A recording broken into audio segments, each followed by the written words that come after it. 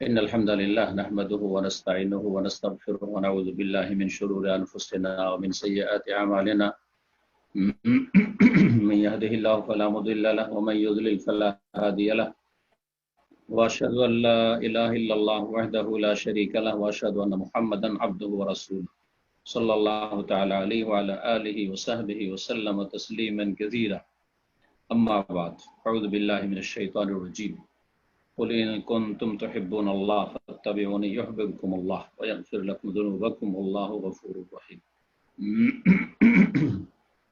সম্মানিত দিনী ভাতৃমণ্ডলী, আল্লাহ রাব্বুল আলামিনের যাবতীয় প্রশংসা যে মহান আল্লাহ রাব্বুল আলামিন সত্য মাবুদ, তার ইবাদত ছাড়া কারো ইবাদত জায়েজ নয়। একমাত্র তারই ইবাদতের জন্য তিনি সৃষ্টি করেছেন আমাদেরকে। সালাত এবং সালাম নাজিল হোক প্রিয় নবী, শেষ নবী মুহাম্মদুর রাসূলুল্লাহ সাল্লাল্লাহু আলাইহি ওয়াসাল্লামের উপর, যার মাধ্যমে ইবাদতের নিয়ম নীতিমালা পদ্ধতি আমরা জানতে পেরেছি। তার তরিকা ছাড়া ইবাদত গ্রহণযোগ্য নয়। যেমন আল্লাহ রাব্বুল আলামিন ছাড়া অন্য কারো জন্য ইবাদত হলে সেটি গ্রহণযোগ্য নয়। আমাদের ধারাবাহিক আলোচনা আহলে সুন্নাত ওয়াল জামাত বা নাজাত প্রাপ্ত সাহায্যপ্রাপ্ত দলের আকীদা নিয়ে আলামুস সুন্নাহ আল মানসুরা নামক কিতাব থেকে শুরু করেছি। আজকে পর্ব নম্বর 3, প্রশ্ন উত্তরের আকারে রয়েছে এই কিতাব।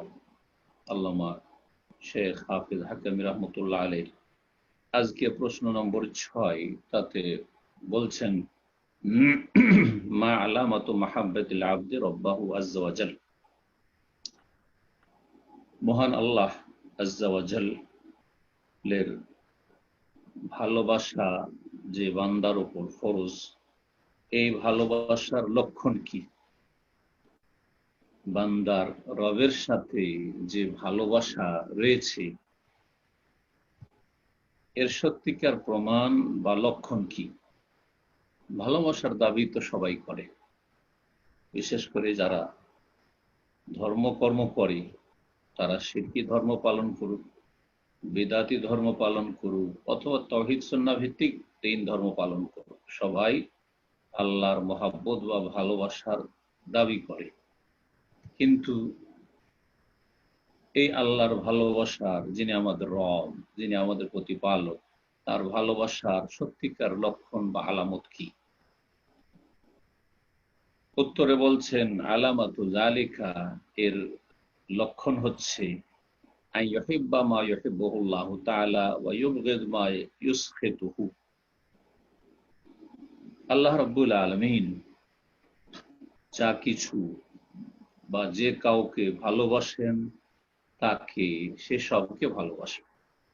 যা কিছু আল্লাহ ভালোবাসেন সেটা ব্যক্তি হোক, বস্তু হোক, আদেশ হুকুম আহকাম হোক, আমল হোক, আকীদা হোক, আখলাক চরিত্র হোক, যা কিছু আল্লাহ ভালোবাসবেন তা বান্দা ভালোবাসবে। এটা হচ্ছে বান্দার রবের সাথে ভালোবাসার বাস্তব প্রমাণ। এবং আল্লাহ রাব্বুল আলামিনকে যেসব কথা, কাজ, ব্যক্তি অসন্তুষ্ট করে সেসব কথা, কাজ থেকে সেসব ব্যক্তির সাথে সম্পর্ক রাখা থেকে অসন্তুষ্টি প্রকাশ করবে, শত্রুতা রাখবে, ঘৃণা করবে, বিদ্বেষ রাখবে, সম্পর্ক ছিন্ন করবে। এমন কথা কাজ থেকে, এমন আকীদা বিশ্বাস থেকে, এমন কর্মকাণ্ড থেকে, এমন আখলাক আচরণ থেকে যেসব আল্লাহকে অসন্তুষ্ট করে। তাহলে দুটো দিকের, যেসব বিষয়কে আল্লাহ ভালোবাসেন তা ভালোবাসবে, আর যেসব বিষয়কে আল্লাহ ভালোবাসেন না, অপছন্দ করেন, বা যেসব বিষয়ের উপর আল্লাহ অসন্তুষ্ট হন সেগুলিকে ঘৃণা করবে। এক কথায় আল্লাহর জন্য ভালোবাসা হবে আর আল্লাহর জন্য শত্রুতা, বিদ্বেষ এবং ঘৃণা হবে। সুতরাং এর ফলস্বরূপ ইয়ামতাসিলু আওয়ামিরাহু ওয়াজতানিবু মানাহি, সুতরাং আল্লাহ রাব্বুল আলামিনের যেসব নির্দেশাবলী রয়েছে, আদেশ রয়েছে, সেগুলি মেনে চলবে, সেগুলির পাবন্দি করবে, এবং যেসব নিষিদ্ধ কথা কাজ রয়েছে, নিষিদ্ধ বিষয় রয়েছে, সেগুলি থেকে বেঁচে থাকবে।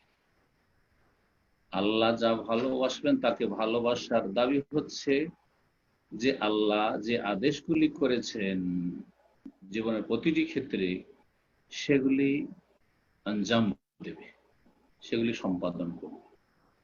আর যেসব কথা কাজ, আচার আচরণ, আকীদা, আমল নিষেধ করেছেন, সেগুলি থেকে বেঁচে থাকবে।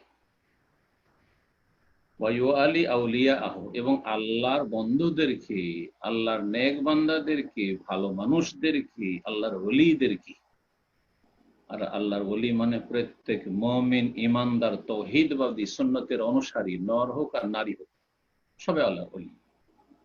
আল্লাহু ওয়ালিউল মুমিনিন, আল্লাহ কোরআনে বলছেন। আল্লাহু ওয়ালিউল্লাযীনা আমানু, আল্লাহ ইমানদারদের ওলি। জি, আল্লাহ মুমিনদের ওলি। কোরআনে কারীমের বেশ কিছু আয়াত রয়েছে। ইন্না ওয়ালিয়াকুমুল্লাহু ওয়া রাসূলুহু ওয়াল্লাযীনা আমানু, নিশ্চয় জি তোমাদের বন্ধু হচ্ছে আল্লাহ এবং রাসূল এবং যারা ঈমানদার। তো আল্লাহর বন্ধুদেরকে, আল্লাহ যাদেরকে ভালোবাসে তাদেরকে ভালোবাসে। ওয়ায়ুআদি আদাআহু, এবং আল্লাহর যারা শত্রু,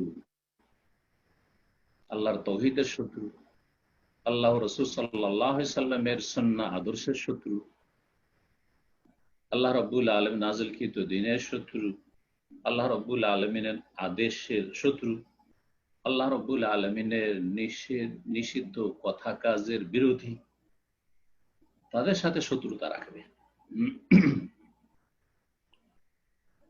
এই জন্যই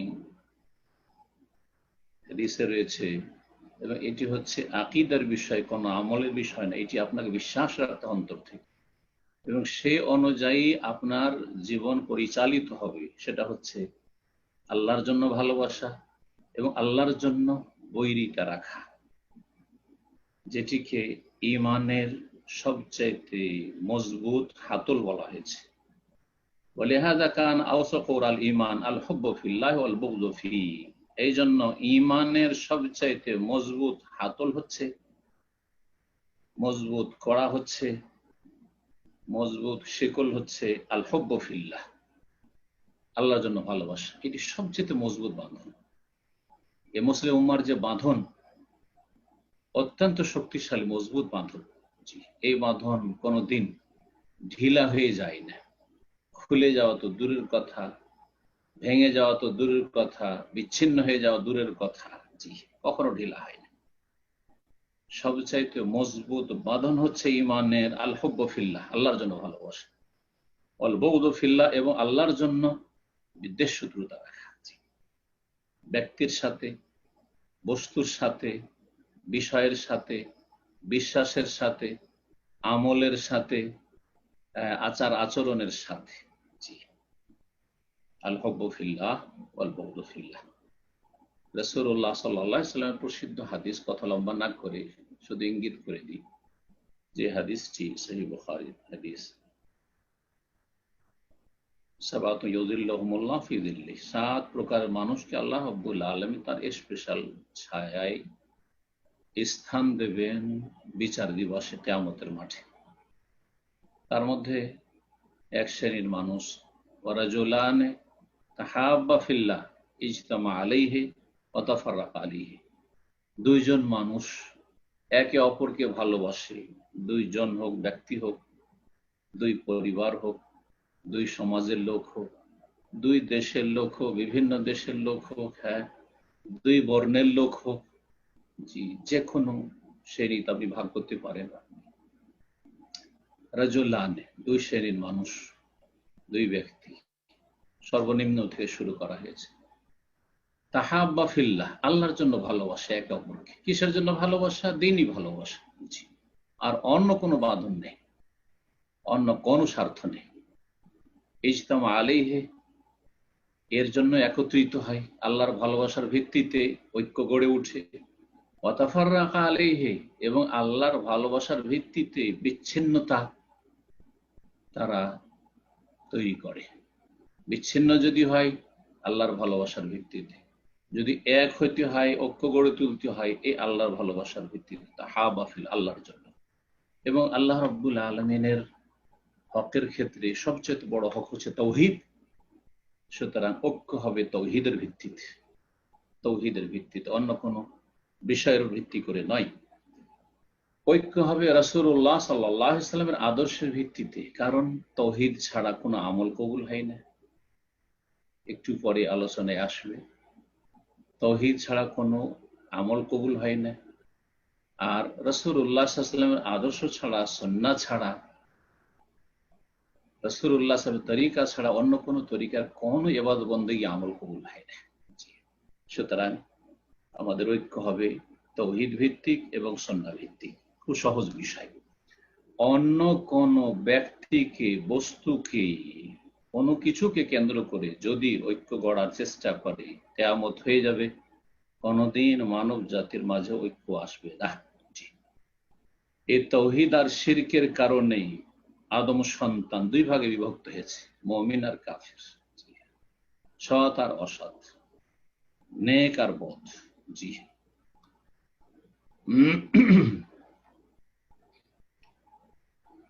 7 নম্বর প্রশ্ন বলছিলেন, বেমাজা আরাফাল ইবাদু মা ইউহিব্বুহুল্লাহ ওয়া ইয়ারদাহ, আল্লাহ যা ভালোবাসেন এবং আল্লাহ যা পছন্দ করেন এটা বান্দা কেমন করে জানলো? আমি একজন আল্লাহর বান্দা হিসেবে কি করে জানবো? আপনারা আল্লাহর বান্দা হিসেবে কি করে জানবেন যে আল্লাহ কি ভালোবাসেন এবং কি পছন্দ করেন? আমার পছন্দ মোতাবেক তো আল্লাহ পছন্দ করবেন না। আমি যদি খেয়াল খুশি পছন্দ করি, প্রত্যেকের পছন্দ আলাদা, প্রত্যেকের এক এক বিষয়ের সাথে, এক এক ব্যক্তির সাথে, এক এক জিনিসের সাথে ভালোবাসা আছে। এক এক মানুষ এক এক জিনিসকে, এক একটি বিষয়কে বেশি পছন্দ করে। তাহলে বান্দা কোন মাপকাঠির ভিত্তিতে জানবে যে আল্লাহ কি ভালোবাসেন এবং আল্লাহ কি চয়েস করেন, পছন্দ করেন? এটা কি করে জানবে বা কি করে জেনেছে? জানার উৎস কি? বলছেন জবাবে, আরাফুহু বিইরসালিল্লাহি তাআলা রাসূল, বান্দা আল্লাহ রাব্বুল আলামিনের ভালোবাসার বিষয় বস্তুগুলিকে জেনেছে আল্লাহ রাব্বুল আলামিনের আম্বিয়া এবং রসুলগণ যে তিনি যুগে যুগে প্রেরণ করেছেন তাদের মধ্যে। মানব জাতি আল্লাহর বান্দা তারা এইভাবে জেনেছে। ওয়া ইনজালিল কুতুব, এবং বিভিন্ন যুগে যে আল্লাহ আসমানি কিতাব নাযিল করেছেন, সেসব আসমানি কিতাব যেগুলি ওহী ইলাহি, ওহীর মাধ্যমে জেনেছে। এক কথায় রাসূলগণের মাধ্যমে আর ওহীর মাধ্যমে বান্দা জানতে সক্ষম হয়েছে যে কোনটা আল্লাহ ভালোবাসেন, কোনটা আল্লাহ ভালোবাসেন না, কোনটা আল্লাহ পছন্দ করেন, কোনটা আল্লাহ পছন্দ করেন না। এই আসমানি কিতাব সমূহে এবং রসুলগণের বাণীতে কি ফুটে উঠেছে? আমিরান বিমা ইউহিব্বুহুল্লাহ ওয়া ইয়ারদাহ, এসব আসমানি কিতাবে এবং আম্বিয়া রসুলগণের বাণীতে নির্দেশ দেওয়া হয়েছে যা আল্লাহ ভালোবাসেন সেসব কথা কাজে, যেসব কথা কাজকে আল্লাহ পছন্দ করেন সেগুলি নির্দেশ দেওয়া হয়েছে। নাহিয়ান আম্মা ইয়াকরাহু ওয়া ইয়াবাহু, এবং যেসব কথা কাজকে আল্লাহ পছন্দ করেন না, ঘৃণা করেন, এবং যেগুলিকে আল্লাহ অস্বীকার করেন সেসব কথা কাজ থেকে নিষেধ করা হয়েছে। জি, আসমানি কিতাব সমূহ। আর সর্বশেষ কিতাব, যেই কিতাব অন্যান্য সমস্ত আসমানি কিতাবকে রহিতকারী, সর্বশেষ রসুল মুহাম্মদুর রাসূলুল্লাহ সাল্লাল্লাহু আলাইহি ওয়াসাল্লাম, আর সর্বশেষ কিতাব আসমানি গ্রন্থ আল কোরআনুল কারীম, যা দিয়ে বিগত আসমানি কিতাবগুলিকে রহিত করে দেওয়া হয়েছে এবং সেগুলি থেকে যেগুলিকে আল্লাহ স্বীকৃতি দেওয়ার, যেগুলিকে বহাল রাখার, সেগুলিকে কোরআনে কারিমে সুন্নায় স্বীকৃতি দেওয়া হয়েছে।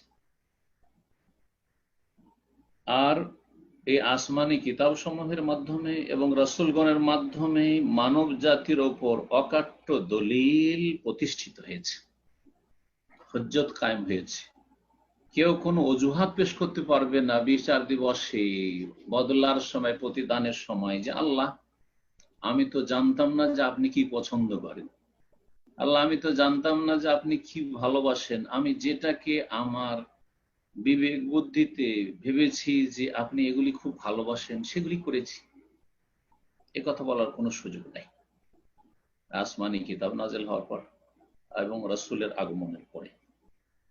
ওয়াজাহারাত হিকমাতুহুল বালিগা, এবং আল্লাহ রাব্বুল আলামিনের যে বিশাল হিকমত, প্রজ্ঞা প্রকাশ পেয়েছে এই আসমানি কিতাবের মাধ্যমে এবং রাসূল প্রেরণের মাধ্যমে। মহান আল্লাহ ইরশাদ করেছেন, রাসূলাম মুবাশশিরিন ওয়া মুনযিরিন, আল্লাহ বহু রাসূল পাঠিয়েছেন।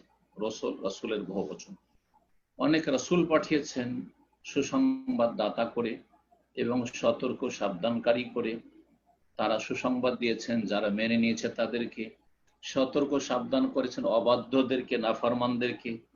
কেন আল্লাহ বহু রাসূল যুগে যুগে পাঠিয়েছেন? লিআল্লা ইয়াকুনা লিন-নাসি আলাল্লাহি হুজ্জাতুন বাদা রাসূল, যাতে করে মানব জাতির আল্লাহর সামনে কোনো অজুহাত না থেকে যায়, কোনো দলিল প্রমাণ পেশ না করতে পারে রাসূলগণ আসার পরে, যে আল্লাহ আমাদেরকে জানাবে কি, আমরা তো জানার সুযোগ পাইনি, কথা বলার সুযোগ যেন না থাকে। সূরা নিসা আয়াত নম্বর 165। এ তো ছিল সমস্ত যুগে যুগে যে নবী রাসূলগণ এসেছেন সকলের সম্পর্কে, বিশেষ করে যেহেতু শেষ নবীর দাওয়াত সারা বিশ্বের সমস্ত মানবতার জন্য, এবং শেষ নবীর দাওয়াতের মাধ্যমে সমস্ত দিনকে রহিত করা হয়েছে, সমস্ত দিনের বিধিবিধানকে রহিত করা হয়েছে, আর যেগুলিকে আল্লাহ ভালো মনে করেছে সেগুলিকে কোরআন এবং সুন্নাহর মাধ্যমে সেগুলিকে অনুমোদন দান করেছেন।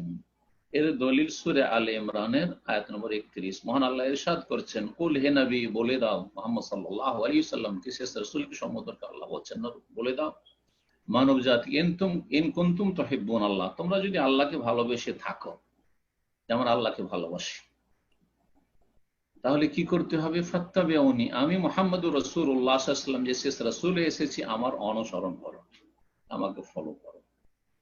তাহলে তোমরা আল্লাহর ভালোবাসার প্রমাণ দিলে। ভালোবাসার দাবি হচ্ছে যে আল্লাহকে ভালোবাসি, প্রমাণ হচ্ছে যে রাসূলুল্লাহ সাল্লাল্লাহু আলাইহি ওয়াসাল্লামের অনুসরণ করি, তাই এটা আমরা প্রমাণ দিলাম যে আল্লাহকে ভালোবাসি, এর সত্যতা। তাহলে ফলাফল কি? ইউহিব্বুকুম, আল্লাহ তোমাদেরকে ভালোবাসবেন। তোমরা আল্লাহর ভালোবাসার প্রমাণ দিতে পারলে, সত্যিকার অর্থে ভালোবাসলে, সুতরাং আল্লাহ তোমাদেরকে ভালোবাসবেন। অতিরিক্ত কি দেবেন? ওয়াগফির লাকুম যুনুবাকুম, এবং তোমাদের গুনাহগুলিকে আল্লাহ ক্ষমা করে দেবেন। আল্লাহু গফুর রহিম, এবং আল্লাহ রাব্বুল আলামিন বড় ক্ষমাশীল, বড় দয়ালু। 8 নম্বর প্রশ্ন, ইবাদতের শর্ত কয়টি? ইবাদতের শর্ত কয়টি? লেখক বলছেন ইবাদতের শর্ত হচ্ছে 3টি। জি, এতদিন পর্যন্ত যারা তাওহীদ আর সুন্নাহ নিয়ে পড়াশোনা করেছেন জানেন যে ইবাদতের শর্ত বা ইবাদত কবুল হওয়ার শর্ত, ইবাদতের শর্ত আসলে নাই, কথাটিতে একটু সূক্ষ্মতা রয়েছে। আমরা যারা সাধারণভাবে পড়াশোনা করেছি তো মনে আছে হয়তো কথাটি, ইবাদত কবুল হওয়ার শর্ত বলে থাকি। যখন ইবাদত কবুলের শর্ত বলবেন তখন 2টি, যদিও কেউ কেউ বাড়িয়েছে। আর যখন ইবাদতের শর্ত বলবেন তখন 3টি। এই কথাই বলছেন এখানে লেখক রাহমাতুল্লাহ আলাইহি। বলছেন ইবাদতের শর্ত হচ্ছে সালাসা, 3টি। প্রথম শর্ত হচ্ছে আল আউয়াল সিদকুল আজিমা, সংকল্পের সততা। মনের যে সংকল্প রয়েছে এতে যেন সততা থাকে। জি, সত্যি সত্যি আপনি এই কাজে আন্তরিক, মন লাগিয়ে করছেন আপনি। সিদকুল আজিমা, আজিমা হচ্ছে সংকল্প, আর সিদকুল মানে সততা, দৃঢ় সংকল্পের সততা। আপনি যে দৃঢ় সংকল্পবদ্ধ, এতে আপনার সততা রয়েছে। বলছেন ওয়াহুয়া শারতুন ফি ওজুদিহা, এইটি ইবাদতের অস্তিত্বের জন্য শর্ত। ইবাদতের কোনো অস্তিত্বই থাকবে না যদি আপনার মধ্যে সংকল্প না থাকে, সত্যিকার অর্থে সংকল্প না থাকে। মানে আপনি ইচ্ছা করে যে আমি এখন ইবাদত করছি, এটা যদি ইচ্ছা না করে, যেটাকে অন্য ভাষায় নিয়ত বলতে পারেন। শুধু নিয়ত মানে সংকল্প, কিন্তু আর নিয়ত মানে হচ্ছে আজিমাতুল কলব, আরবি আর নিয়া মানে আজিমাতুল কলব। এটা সমস্ত উলামায়ে কেরামরা, হানাফি, শাফি, আহলে হাদিস, মুহাদ্দিসিন সকলেই, হানাফিদের ভারতের বড় একজন আলেম আল্লামা আনোয়ার শাহ কাশ্মীরি রাহিমাহুল্লাহ, তিনি নিয়ত সম্পর্কে বলেছেন, আর নিয়ত আজিমাতুল কলব, নিয়ত হচ্ছে অন্তরের সংকল্পের নাম, মনের ইচ্ছার নাম। সুতরাং এই হানাফি এত বড় একজন আলেমের উক্তি এই জন্য পেশ করলাম, ভারত, বাংলাদেশ, পাকিস্তানে হানাফি সমাজ নিয়ত করতে জানে না, পড়তে জানে। 6 মাস 1 বছর ধরে নিয়ত মুখস্থ করে আর ভুল করে, আর ভুল দিয়ে ইবাদত শুরু করে, যার ফলে ইবাদতকে বরবাদ করে। কত যে আক্ষেপ করতে হয় ভাষার মাঠে। রাসূলুল্লাহ সাহাবায়ে কেরাম, খোলাফায়ে রাশিদিন আদর্শ মোতাবেক, এমনকি 4 ইমামের আদর্শ মোতাবেক ইবাদত না করার কারণে, অজ্ঞতার কারণে। নিয়ত মানে হচ্ছে আজিমাতুল কলব, অন্তরের সংকল্পের নাম হচ্ছে নিয়ত। অন্তর ইচ্ছার নাম নিয়ত। দুনিয়ার সমস্ত কাজে সুস্থ মস্তিষ্ক সম্পন্ন মানুষ, একজন বিবেকবান মানুষ সংকল্প করে বেরোয়। এমনকি এই যে হাতটা নাড়া দিচ্ছি, এটা সংকল্প করে, যে আমি বুঝাইতে চাইছি আপনাদেরকে। এমনিতে হাত উঠবেই না যতক্ষণ আমি কোন সংকল্প না করব। একমাত্র সংকল্প কার থাকে না? মনের ইচ্ছা থাকে না? পাগলের। পাগলের কোনো সংকল্প থাকে না। লা নিয়াতা লাহু, আল মাজনুন লা নিয়াতা লাহু, পাগলের কোনো ইচ্ছা থাকে না, স্বেচ্ছায় কোনো কাজ করে না। তো অন্তরের সংকল্পই হচ্ছে নিয়ত। এই জন্য প্রবাসে আছেন, দেশে আসার নিয়ত আছে, কখন নিয়ত পড়েন না? বাপ মা শেষ অবস্থায় আছে, দেখতে যাব, নিয়ত আছে। অসুস্থ হয়েছি, হাসপাতালে যাব, নিয়ত আছে, কখনো নিয়ত পড়েন না। শুধু সালাতের জন্য নিয়ত পড়েন, আর উজুর জন্য নিয়ত পড়ে কেউ কেউ, আর সিয়ামের জন্য নিয়ত পড়েন, আর হজের জন্য, ওমরার জন্য কেউ কেউ নিয়ত পড়েন। কিন্তু যাকাতের জন্য, যাকাত তো আপনারা অনেকে দিচ্ছেন, জীবনও নিয়ত পড়েন না যে নাওয়াইতু দিয়া যাকাত। যাকাতের জন্য কখন নিয়ত পড়েন? বাপ মাকে টাকা পাঠাচ্ছেন, ভাই বোনদেরকে টাকা পাঠাচ্ছেন, গরিব দুঃখীকে সাদকা করছেন, কারো গরিবের হাতে টাকা তুলে দিচ্ছেন, কখনো আল্লাহুম্মা ইন্নী নাওয়াইতু সাদাকাতা কখনো বলেন না। তাহলে এই বিধাতটা, এই 3-4টে ইবাদতে যে করে থাকে ভারত উপমহাদেশের এক শ্রেণী মযহাবধারীরা, মযহাবকে ভেঙে খায়, কিন্তু মযহাবের অনুসারী তারা নয় আসলে। আল্লাহ যেন বুঝার তৌফিক দান করেন। যে কথাটি বলছিলাম, আসল দার্সে আসি, সেটা হচ্ছে ইবাদতের অস্তিত্ব পাওয়ার জন্য সংকল্পে সততা লাগবে। আপনার মনে সংকল্প আছে, সদিচ্ছা আছে। সদিচ্ছা যদি না থাকে, বিনা সংকল্পে করছেন কোন একটি কাজ, তাহলে সেটি ইবাদত নয়। যেমন আপনি ওযু করবেন, আপনার মনে কিন্তু সিদকুল আজিমা, সংকল্প এসেছে যে আমি এখন ওযু করছি, যে ওযু দিয়ে আমি কিছু ইবাদত করব। সেটা সালাত হোক, অথবা বাইতুল্লাহর তওয়াফ হোক, অথবা কোরআন স্পর্শ করা হোক, যাই হোক না কেন, ওযু করছি, ওযু করতে যাচ্ছি, এটা হচ্ছে অন্তরের সংকল্প, সিদকুল আজিমা। কিন্তু এমন কোন সংকল্প নেই, এমনি গেলেন, হ্যাঁ বাথরুমে গেলেন, পানি নলের কাছে গেলেন, আর গরমের সময় ছিল, ঘেমে টেমে ছিলেন, আর শরীরে ধুলোবালি লেগে আছে, ওযুর কোনো সংকল্প করেননি, হাত মুখ এমন করে ধুইলেন, উজুতে যতগুলি অঙ্গ হয় সবগুলি ধুইলেন, কিন্তু কোনো সংকল্প করেননি উজুর, আপনার উজু হবে? একজন অমুসলিম, সালাতের কোনো সংকল্প নেই, নামাজ পড়ার কোনো সংকল্প নেই, তার মনে কোনো সদিচ্ছা নেই যে আমি নামাজ পড়ছি। অথবা একজন বেনামাজি মুসলিম, কিন্তু নামাজিদেরকে দেখে যে নামাজে রুকু করে, সেজদা করে, এতেও তো একটু ব্যায়াম হচ্ছে, শরীর চর্চা হচ্ছে। সুতরাং ওই নামাজের মতো যেমন দেখেছে, ভালো করে ফলো করেছে, কোনখান থেকে শুরু করে কোনখানে গিয়ে শেষ করে, ওইভাবে কিয়াম, রুকু, সুজুদ আর বৈঠক করলো, কিন্তু তার সালাতের কোনো সংকল্প নেই। তার সালাত হবে? কখনো হবে না, জীবনে কোনো সালাত কবুল হবে না। কারণ তার অন্তরের সংকল্প নেই। বলছেন যে ইবাদতের অস্তিত্বের জন্য অস্তিত্বের জন্য শারতুন ফি ওজুদিহা, ইবাদতের অস্তিত্ব পাওয়ার জন্য শর্ত হচ্ছে সংকল্পে সততা। দ্বিতীয় শর্ত হচ্ছে ইখলাসুন নিয়্যাহ, নিয়তে নিষ্ঠা থাকতে হবে, ইখলাস খুলুসিয়াত থাকতে হবে, অর্থাৎ লিল্লাহিয়াত থাকতে হবে, আল্লাহর জন্য সে ইবাদত হইতে হবে, দুনিয়ার লোভে নয়, আর দুনিয়ার কোনো চাপে নয়, কিছু পাওয়ার জন্য অথবা কিছু অনিষ্ট থেকে বাঁচার জন্য নয়, অথবা আল্লাহ ছাড়া অন্যের জন্য নয়। আল্লাহ ছাড়া অন্যের জন্য, যেমন সেজদা, যারা মুশরিক মুসলিম তারা মাজারও সেজদা করে, আবার সালাতেও সেজদা করে। সেজদা তো করলো কিন্তু মাজারে করলো, সুতরাং সেটি ইবাদত হলো না, শিরক হয়ে গেল। যারা বেনামাজি তারা শ্বশুর বাড়ি গেলে নামাজ পড়ে, নতুন বিয়ে করতে গিয়ে জীবনেও নামাজ পড়েনি, সেই দিন নামাজ পড়ে। ভালো মানুষদের সাথে, ভালো মানুষ বাড়িতে এসেছে, কোন একজন আলেম এসেছে, বেনামাজিও আগে থেকে টুপি মাথায় দিয়ে নামাজ পড়ে।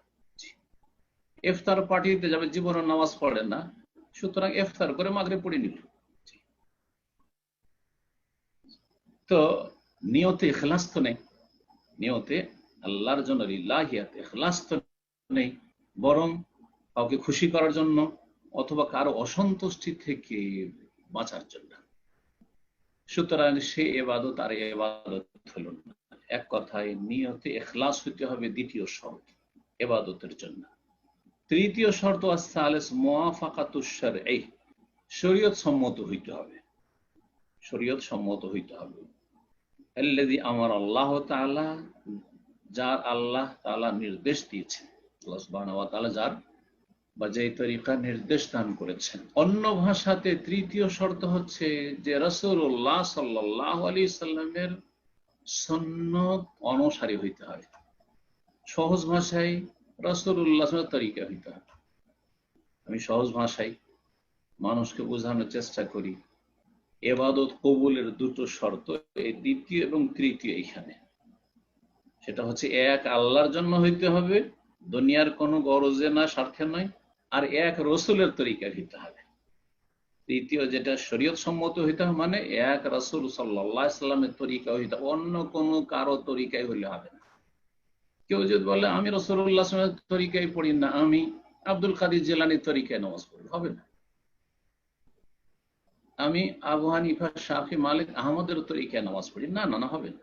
তাদেরকে আল্লাহ পাঠাননি তাদের তরিকা অনুসরণ করার জন্য, তাদের কাছ থেকে এলেম নিতে পারেন, কিন্তু সেই এলেমে যখনই একটা ভুল স্পষ্ট হবে তখন ছেড়ে দেওয়া ফরজ আপনার জন্য।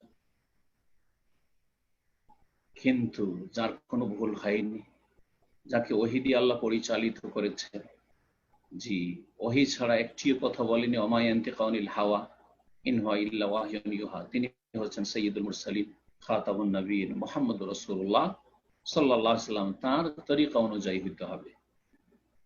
জি, অর্থাৎ আল্লাহ ইউদানা ইল্লা বিহি, আপনি দিন পালন করবেন এই শরীয়তের অনুসরণে, এই তরিকায়, শরীয়ত সম্মত তরিকা আপনি দিন পালন করবেন। তারপর বলছেন ওয়াহুমা শারতানি ফি কাবুলিহা, এই দ্বিতীয় এবং তৃতীয় শর্ত হচ্ছে ইবাদত কবুল হওয়ার শর্ত। আর প্রথমটি সম্পর্কে বললেন যেটা হচ্ছে সংকল্পের সততা, সেটা হচ্ছে শারতুন ফি ওজুদিহাত, ইবাদতের অস্তিত্বের শর্ত হচ্ছে এক নম্বরটি, সেটা হচ্ছে সিদকুন নিয়া, নিয়তে সততা থাকতে হবে, সিদকুল আযিমা, সংকল্পে সততা থাকতে হবে। আর ইবাদত কবুল হওয়ার জন্য দ্বিতীয় শর্ত ইখলাসুন নিয়া, এক আল্লাহর জন্য নিষ্ঠার সাথে করতে হবে, এবং শরীয়ত সম্মত এক রাসূলুল্লাহ সাল্লাল্লাহু আলাইহি ওয়াসাল্লামের তরিকায় হতে হবে। 9 নম্বরে বলছেন যে আমরা যে জানলাম যে ইবাদতের তিনটি শর্ত, প্রথম শর্ত ছিল সিদকুল আযিমা, সংকল্পে সততা, মনের সংকল্পে যেন সততা থাকে। এর অর্থ কি এটা একটু বুঝিয়ে বলুন। তো বলছেন হুয়া তারকুত তাকাসুল ওয়া তাওয়ানি ওয়া বাযলুল জুহদ ফি আন ইউসাদ্দিকা কাওলুহু বিফিলিহি বা আন ইউসাদ্দিকা কাওলুহু বিফিলিহি। সংকল্পের সততা হচ্ছে অলসতা পরিহার করা, যেন অলসতা না থাকে, অবহেলা অলসতা। একটু সলাতের শুরু থেকে শেষ পর্যন্ত একটু সলাত উপলব্ধি করলেন না, গোটা দুনিয়ায় মেতে থাকলেন আপনি। যেমন এক শ্রেণীর লোকেরা মোবাইল নিয়ে অথবা টিভি নিয়ে অথবা দুনিয়ার হিসাব নিকাশ নিয়ে ব্যস্ত ব্যস্ত ব্যস্ত। যেমনই জামাত শুরু হয়েছে দৌড় দিয়ে গিয়ে ঢুকলো, কিন্তু ওই যে হিসাব নিকাশ চলছিল বা যা কিছু দেখছিল আপনার ফোনে অথবা কম্পিউটারে ইন্টারনেটে, তাই মগজে ঢুকে আছে। সালাত শেষ হয়ে গেল, কিছুই উপলব্ধি করলো না। জি, একেবারে অবহেলা। হবে না, আপনার সংকল্পে সততা নেই। সংকল্পের সততা হচ্ছে তার কুত্তা আসল, অলসতা পরিত্যাগ করা, অত্যাওয়ানি অবহেলা, ঢিলামি পরিত্যাগ করা, অবাজুলুল জোহদ সর্বাত্মক প্রচেষ্টা করা, সর্বাত্মক প্রচেষ্টা করা। আপনি যখন সালাত শুরু করছেন সচেষ্ট হবেন যে আমি একটি ইবাদত করছি। আপনি যখন ওযু করছেন সচেষ্ট হবেন যে আমি এখন তাহারাত অর্জন করছি। এইভাবে প্রত্যেকটি ইবাদতের ক্ষেত্রে প্রচেষ্টা চালাইতে হবে। কি বিষয়ে বলছে? ফি আন ইউসাদ্দিকা কাওলাহু বিফিলিহি, যেই কথাটি বলছে সেই কথাটির যেন সত্যতা প্রমাণ করে তার কাজ, মানে কথা অনুযায়ী কাজ হয়। যেমন কথা বলছে তেমনই যেন কাজ হয়। আপনি সালাত পড়ে আসলেন, কেউ জিজ্ঞাসা করছে কোথায় গেছেন, বলছে সালাত আদায় গেছে, নামাজ পড়তে গিয়েছিলাম। তো সালাত আদায় করতে গিয়েছিলেন, তো আপনার যেন কর্ম এই সালাত আদায় করা আপনার কথার সত্যতা প্রমাণ করে যে সত্যি আপনি সত্যি সালাত সংকল্পের সাথে আপনি আদায় করতে, অন্তরের সত্যতার সাথে আদায় করতে গিয়েছিলেন। মহান আল্লাহ ইরশাদ করছেন সূরা সাফের আয়াত নম্বর 2-3, ইয়া আইয়ুহাল্লাযীনা আমানু লিমা তাকুলুনা মা লা তাফআলুন, যারা বলে একরকম আর করে আর একরকম, তাদের আল্লাহ নিন্দা করেছেন। জি, তাদেরকে তিরস্কার করেছেন। আল্লাহ বলছেন হে ঈমানদারগণ, লিমা তাকুলুনা মা লা তাফআলুন, যা তোমরা করো না তা বলো কেন? মুখে এক কথা আর কাজে আর একরকম উল্টো কেন? কাবুরা মাকতান ইনদাল্লাহ, আল্লাহর কাছে এটি বড় অসন্তুষ্টির কারণ। আল্লাহ বড় রাগান্বিত হন। আন তাকুলু মা লা তাফআলুন, যে এমন এমন কথা বলো কিন্তু কাজে করো না, কাজের বেলা নেই আর খুব লম্বা চড়া কথা। অনেকেই উপদেশ দিতে লাগিয়ে দেন, কিছু বলতে লাগিয়ে দেন, কিছু লিখতে লাগিয়ে দেন, স্ট্যাটাস মাশাআল্লাহ মনে হচ্ছে যে বড়ই বিজ্ঞ মানুষ, হ্যাঁ আল্লামা, কিন্তু আমল একেবারে বিপরীত। না, এমনটা যেন না হয়। তো ফিরে আসে আসল বিষয়ের দিকে, সেটা হচ্ছে সিদকুল আজিবা, সংকল্পের সততা। সংকল্পের সততা হচ্ছে যে আপনি অলসতাকে পরিত্যাগ করবেন, অবহেলাকে পরিত্যাগ করবেন, সর্বাত্মক চেষ্টা আপনি করবেন যে আপনার কথা কাজে যেন তাল মিল থাকে, কথা কাজে যেন মিল থাকে। আল্লাহ যেন বুঝার তৌফিক দান করেন। এই কয়েকটি বিষয় নিয়ে আজকে আলোচনা করলাম। আল্লাহ রাব্বুল আলামিন যেন আমাদেরকে সঠিক দিন শিখার তৌফিক দান করেন, তৌহিদ বুঝার তৌফিক দান করেন, সুন্নাত জানার তৌফিক দান করেন এবং তৌহিদ সুন্নাহ ভিত্তিক ইবাদত বন্দেগীর তৌফিক দান করেন।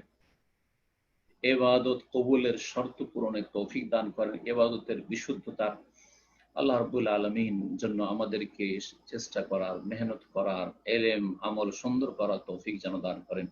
সাল্লাল্লাহু আলা নবিয়িনা মুহাম্মদ ওয়া আলা আলিহি ওয়া সাহবিহি আজমাইন।